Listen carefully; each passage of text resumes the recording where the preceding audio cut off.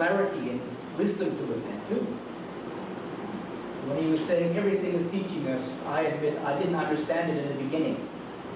Because here Ajahn Chah was a teacher giving the teaching, so he was teaching us, not everything else. He was teaching us. But now he's gone, passed away 16 years ago.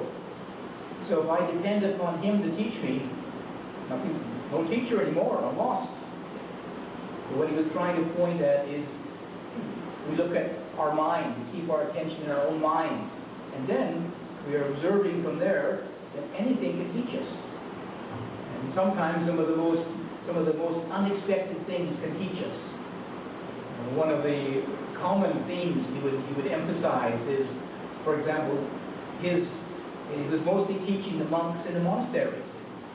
And living in a monastery, sometimes a big monastery like his monastery, Wat Pa Hong, it was 35 monks, and there was 15 novices there, or 50 people there for the rains retreat. And there's lots of going on, lots of things happening. Sometimes maybe you want to be quiet, and then somebody else next door is sweeping the leaves. Oh, very noisy. Oh no, it's disturbing my meditation. You get some irritation there. So he would say, maybe somebody goes to Ajahn Chah and complains. The monk should be meditating. Should be doing walking meditation and sitting meditation. He's sweeping the leaves, making noise. Ajahn Chah said, oh, who's getting angry? When Ajahn Sumedho first went to England, they had to stay in a house in London, in North London. And across the street was a pub. You know what a pub is? Yes, a bar. Yeah. And this was very progressive. This was in Hampstead, see, so they had live music in the bar, see, at night.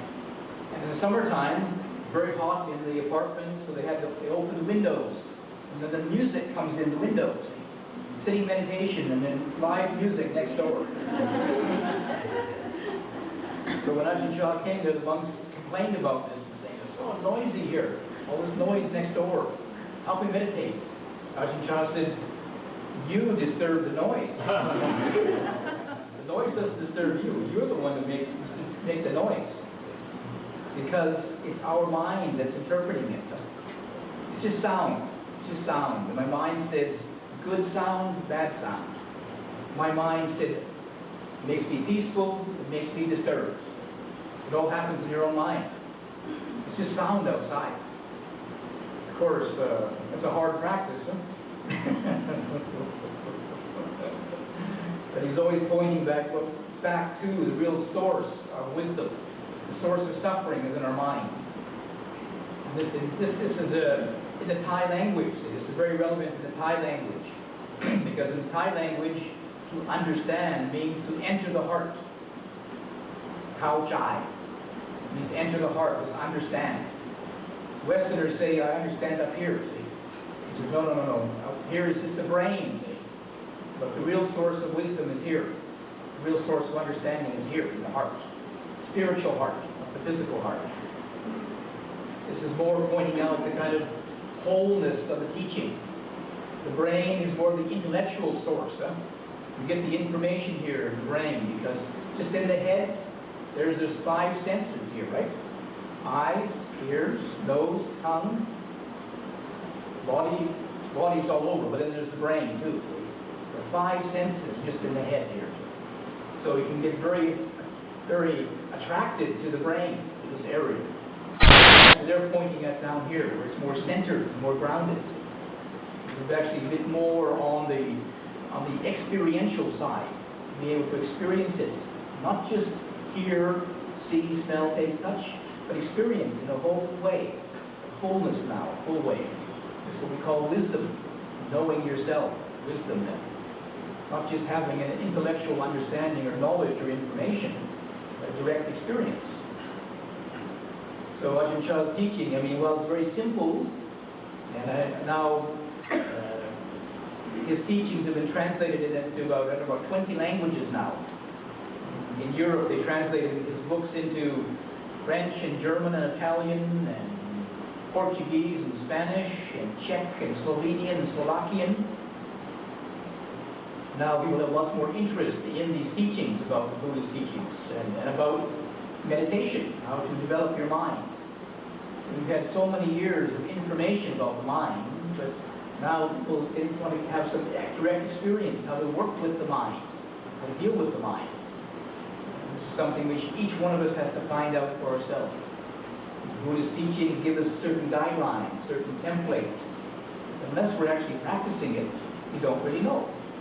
We can know that anger is not a very skillful thought, right? But how to work with anger, something else. Be able to open your mind and listen to it. I think probably most people are reacting in a similar way as those in the West. I haven't taught in Asia for very long, very many years now. Mostly I've taught in England and Switzerland and now New Zealand. So people in the Western countries anyway, emphasizing their intellectual faculty more often, they can understand certain concepts, conceptual ideas about anger. They know it's a bad thing. But without having the practical ways to work with it, we have two choices. Either you go with the anger, you take it over by it, or you suppress it. Ignore it, suppress it, try and get away from it. But to really understand something like anger, what we have to do is go to it. Possible? This implies we have some degree of stability of mind, calmness of mind. When the mind is calmed down a bit more, we don't react so much. Something like anger comes along.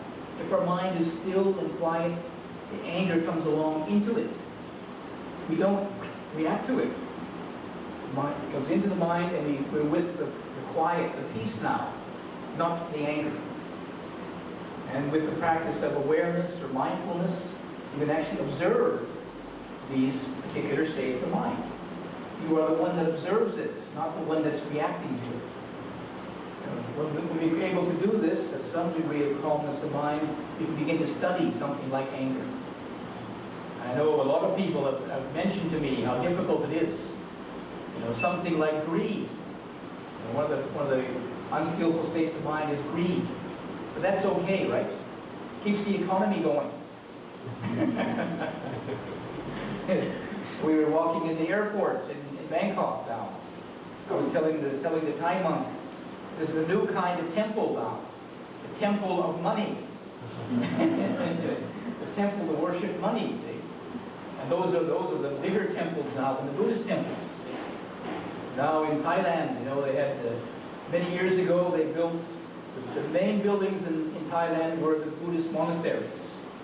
Now the biggest buildings in Bangkok are shopping centers. So now the temple of money is bigger than the Buddhist temple. So greed is okay. Greed is allowable. It keeps the economy going. But anger, no, be careful. Anger is not very politically correct. Not very nice to have anger. So many people have difficulty trying to relate to this, trying to deal with anger. But the Buddha is trying to give us the possibility of working with it. When our mind is somewhat calmer, mind is somewhat clearer, we can actually study anger. We begin to open our mind to it. Say, what is this anyway? There is, we think of it as one thing, anger. When you begin to open to it and study it, it's an energy, very powerful energy. And if we can tune into it, we can learn to work with it.